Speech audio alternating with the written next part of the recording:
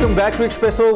बात कर लेते हैं कुछ इसराइल और फ़लस्तीन में इस वक्त जो जंग जारी है उसके बारे में। आज 4 रोज़ के लिए जंगबंदी का क्या कहना चाहिए, इम्कान ही कहना चाहिए फिल वक्त। पाकिस्तानी वक्त के मुताबिक तकरीबन 1 बजे इसका बाकायदा जो मुआहिदा है 21 नवंबर को तय पाया था। इस मुआहिदे के तहत हमास जो है वो 50 गैर जो जरगमाली हैं यहाँ पे इसराइली हैं उनको रिहा करेगा, जबकि इसराइल की जानिब से 150 फ़लस्तीनियों को रिहा किया जाएगा। इनमें बड़ी तादाद ख़वातीन और बच्चों की है। ये 4 रोज़ा जंगबंदी का मुआहिदा है। इसके तहत इसराइल मिस्र से रोज़ाना 300 इमदादी ट्रकों को गजा में दाखिले के साथ साथ ईंधन की फराहमी की इजाज़त भी देगा। और मुआहिदे पर अमल दरामद से पहले इसराइली फोर्सेस की अगर बात करें तो उन्होंने ये मौका गनीमत जाना कि मजीद बॉम्बिंग करें। उन्होंने मजीद बॉम्बिंग की, हॉस्पिटल्स हैं, पनाहगुज़ीन कैंप्स हैं, हमले जारी रखी हुई इसराइली फ़ौज मुआहिदा होने के बावजूद। और 100 से ज़ायद मजीद फ़लस्तीनियों के शहीद होने की भी इत्तलात हैं। दूसरी जानिब जो कतर की वजारत ख़ारजा है, इसके तर्जुमान माजिद अल अंसारी का एक खबर एजेंसी से गुफ्तगू करते हुए कहना था कि इसराइल और हमास के दरमियान ये जो आर्जी जंगबंदी का मुआहिदा हुआ है ये इंसानी बुनियादों पर हुआ है और इस मुआहिदे के तहत जो इमदादी सामान है वो गजा ले जाने की इजाज़त होगी। इमदादी सामान में जैसे हमने कहा कि ईंधन की तरसीद भी शामिल है। माजिद अल अंसारी का कहना है कि हमास मजीद इजरायली यरगमालियों की रिहाई का अहद करे तो जंग बंदी में तोसी हो सकती है। सऊदी अरब, मिस्र और उर्दन ने मुआहिदे में मजीद तोसी का मुतालबा किया है, जबकि अक़वाम मुत्तहिदा ने मुआहिदे को खुशाइन करार दिया है और दुरुस्त सिमत कदम करार दिया है। मगर इजरायली वज़ीर आज़म नेतन्याहू ने मुकम्मल जंग बंदी का ऐलान या इसका जो इम्कान है उसको मुस्तरद कर दिया और कहा है कि जैसे ही जंगबंदी मुआहिदा खत्म होगा तो इसराइली फोर्सेस अपनी कार्रवाइयां दोबारा से शुरू कर देगी, जो कि अभी भी जारी हैं। दूसरी जानिब यूनिसेफ के जो सरबराह है उन्होंने गजा की पट्टी को बच्चों के लिए एक दुनिया की सबसे खतरनाक जगह करार देते हुए कहा है कि इसराइल और हमास के दरमियान होने वाली ये जंगबंदी का मुआहिदा है इनकी जान बचाने के लिए काफी नहीं है। इसी हवाले से हम बात करेंगे। डॉक्टर जमील अहमद खान हमारे साथ मौजूद हैं, फॉर्मर एम्बेसडर भी, उनको खुश आमदीद कहते हैं। Thank you very much doctor साहब, बहुत शुक्रिया आपने हमें ज्वाइन किया।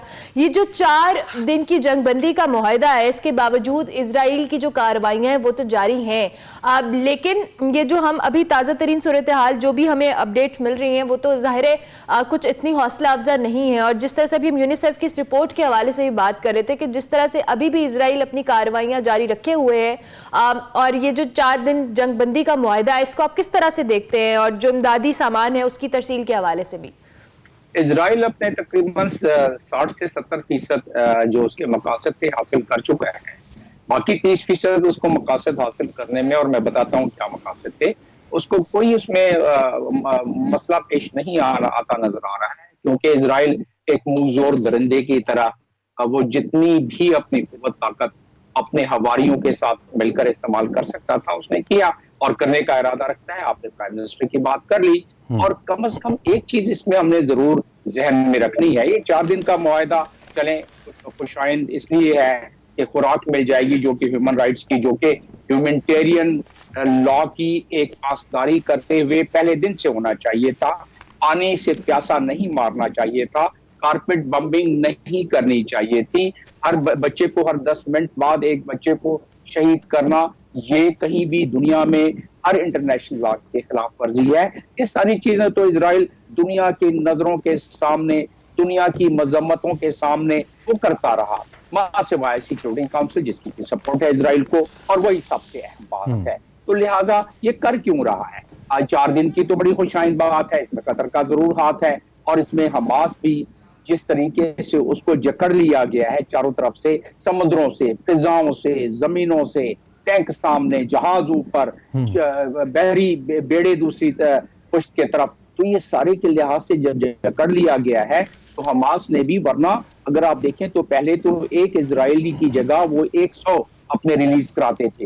इस दफा वो राजी हो गए कि एक इजरायली मुग़बी की जगह वो अब 10 के करीब करेंगे राज। चलें 4 दिन ये मान लिया बात, लेकिन नजर नहीं आता, ये मामला थमता नजर नहीं आता कि बाकी 30% अहदाफ यानी कि जो 70% तबाही बर्बादी खंडरात में तब्दील कर दिया है, लोगों को 17 लाख लोगों को घर से बेघर कर दिया है, रिफ्यूजी कैंप में बम्बार्डमेंट, मस्जिदें 137 शहीद कर दी हैं, और बाकी वहां के जो घर बाकी बच गए हैं उनमें बम्बार्डमेंट की वजह से उनकी दीवारों में दरारें पड़ गई हैं, छतों पे दरारें पड़ गई हैं, अब वो रहने के काबिल नहीं रहे। तो अब उनका सिर्फ एक ही मकसद है कि जो नेतन्याहू ने अनाउंस कर दिया है और साथ में उसको सपोर्ट जाहिर है एक बहुत बड़ी अच्छा डॉक्टर अमेरिका की। जी डॉक्टर साहब, यहाँ पे एक सवाल मेरा ये है कि आपने कहा कि तकरीबन 70% तक जो मकसद था इसराइल का फ़लस्तीनियों के खिलाफ वो उसने हासिल कर लिया। At the same time Hamas के भी कुछ मकासद थे and one of the causes was कि दुनिया के सामने इस मसले को उठाया जाए, क्योंकि एक बेबस कौम के तौर पे फ़लस्तीनी मुसलसल अपनी कोशिश कर रहे हैं और चूंकि दुनिया उसकी तरफ तवज्जो नहीं देती तो उन्होंने एक इंतहाई कदम लिया जिसके फिर कॉन्सिक्वेंसेज भी आए और अभी तक वो जारी हैं। क्या हमास भी अपने मकासद में कामयाब हुआ है? अगर हुआ है तो कितने फीसद हुआ है आपके ख्याल में?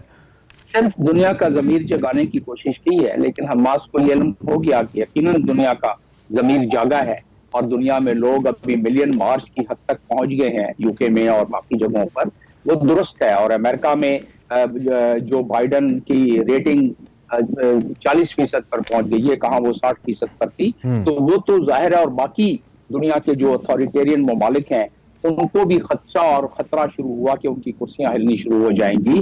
तो ये तो मकसद उसका हासिल हो गया। और वो क्यों खदशा और उनको खतरा शुरू हुआ, बहुत सारे ममालिक को, जो हमारे कुछ दोस्त भी हैं इसलिए नाम लेना मुनासिब नहीं, तो उनको जब शियों का उनकी मुतजलजल नजर आई तो उन्होंने सोचा कि भाई ये कुछ ना कुछ अभी दबाव इस पे डाला जाए, वरना तो जो ओआईसी की मीटिंग थी, जो कि तकरीबन 33-34 दिनों के बाद मीटिंग कॉल की गई ओआईसी के आर्टिकल 9 के तहत, extra ordinary meeting of the head of states and head of government, तो वो तो दूसरे दिन करनी चाहिए थी, क्योंकि ओआईसी के चार्टर में पहले आर्टिकल में दिया हुआ है फलस्तीन के बारे में कि क्या करना है। तो अपने चार्टर की पासदारी, जो इतना बड़ा प्लेटफॉर्म, दुनिया का सबसे बड़ा रीजनल ऑर्गेनाइजेशन जो कि ओआईसी है, और उसको अक़वाम मुत्तहिदा के चार्टर के तहत बनाया गया है, इतनी बड़ी कुव्वत ताकत जब 10 ममालिक ने पिछले दिनों मीटिंग में कहा कि भाई आप कुछ और ना करें, इंटरनेशनल कानून के मुताबिक, अपने चार्टर के मुताबिक आप मल्टीलैटरल सैंक्शन लगा दें इजराइल पर, उस पे भी रजामंदी नहीं हुई। तो फिर तो बात यह है ना कि नजर का तीर जिगर में रहे तो अच्छा है, और ये घर की बात है, घर में रहे तो अच्छा है। बिल्कुल। अच्छा जी डॉक्टर साहब, एक जानिब जहां पे आपने इशारा किया कि हमास काफी हद तक दुनिया का ज़मीर जगाने में कामयाब हुआ, वेस्टर्न वर्ल्ड का खास तौर पे, तो फिर आपके इस जो ये तबसरा है इससे हम ये भी अंदाजा लगाएं या ये भी हम समझें कि ओआईसी का ज़मीर नहीं जागा? ओआईसी तो इससे पहले भी कंडेमिनेशंस करती है, हंगामी इजलास बुलाती है, एलामिये जारी किए जाते हैं और फिर उसके बाद उसी तनख्वाह पे, पुरानी तनख्वाह पे काम किया जाता है। तो ओआईसी या इस्लामी ममालिक जिसमें हम भी शामिल हैं, अनफॉर्चुनेटली आप ये समझते हैं कि हम अपने उसी लगे बंदे मामले के साथ चलें, हमने कुछ मुख्तलिफ नहीं किया इस मामले में, तो नहीं कामयाब हुआ हमें हमास जगाने में? मुझे कोई आर नहीं ये कहने में कि हमारे इन ममालिक के बहुत सारे सरबराहान, ये डरे से, ये सहमे से सरबराहान, ये फैसले करते हुए, जो उनके अपने चार्टर में है, फैसले करते हुए ये इसमें काफी पीछे हट जाते हैं, नहीं कर सकते हैं। और आपकी बात दुरुस्त है और आपने सही समत में आपने इशारा किया है कि ओआईसी रह जाएगा और जो उसका मकसद है वो नहीं रहेगा। तो वो इसकी वजह सबसे बड़ी यही है कि इनके इंटरेस्ट ज्यादातर वेस्टर्न कंट्री में है, इन सरबराहान के, इनके अवाम के इंटरेस्ट फलस्तीन के साथ है, इनके अवाम के इंटरेस्ट फलस्तीनियों के साथ है, और फलस्तीनी तो अपने हक की जंग लड़ रहे हैं ना। ये तो इंटरनेशनल कानून में दिया हुआ है, जनरल असेंबली का इसमें रेजोल्यूशन है 2649 कि अगर कोई शख्स अपने ऑक्यूपेशन के खिलाफ, कोई ग्रोह, कोई कम्युनिटी अपने ऑक्यूपेशन के खिलाफ अगर वो जो जद्दोजहद करती है और मज़ाहमत करती है तो उसको ये हक हासिल है। उसको आर्म्ड मज़ाहमत करने का भी हक हासिल है। नेल्सन मंडेला को देख लें, ईस्ट तिमोर के शनाना गोस्माओ को देख लें, गैरी आडम को देख लें, ये सारे के सारे मिसालें मौजूद हैं हमारे पास। ठीक है डॉक्टर साहब, thank you very much for joining us and for your analysis. Doctor Jamil हमारे साथ मौजूद थे, जो कि इस सूरत हाल पे, गजा सूरत हाल पे नजर थे। पॉजिटिव न्यूज़ है कि 4 दिन के लिए जंगबंदी होने जा रही है, पाकिस्तानी वक्त के मुताबिक 1 बजे से इसका इतलाक होगा।